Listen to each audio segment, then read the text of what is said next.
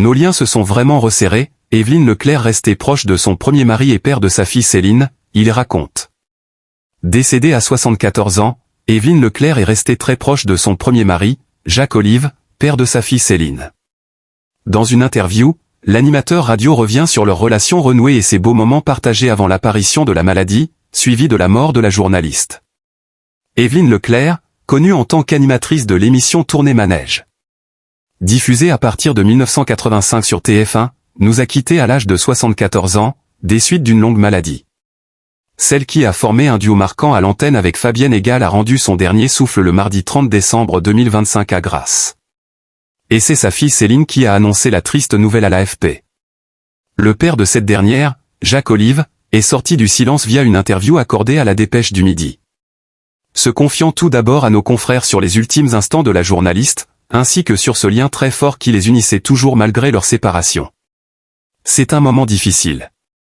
Évelyne était à Grasse, en soins palliatifs, c'était une période éprouvante. Elle était prise en charge à la clinique Sainte-Brigitte, et j'y ai vu une ironie du sort, elle qui était si liée à l'image de la Côte d'Azur et de ses icônes comme Brigitte Bardot décédée dimanche. Malgré le temps, nos liens sont toujours restés intacts et nous nous étions vraiment rapprochés depuis 3 ou 4 ans. On se voyait pratiquement tous les ans.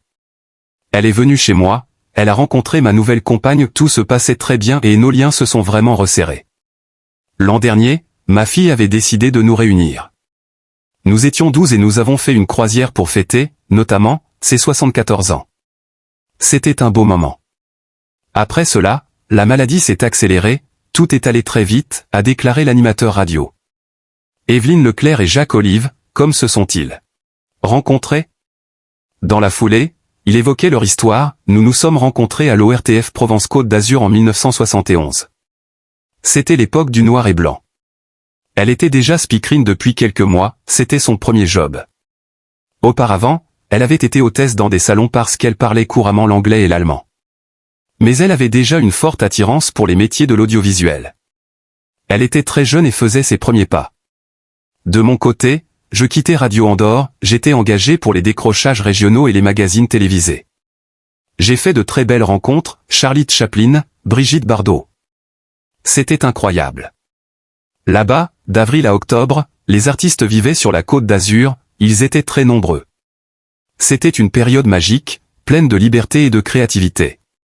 On travaillait beaucoup, mais on s'amusait aussi énormément. J'ai rencontré Évelyne là-bas. Nous nous sommes mariés et nous avons une autre fille, Céline.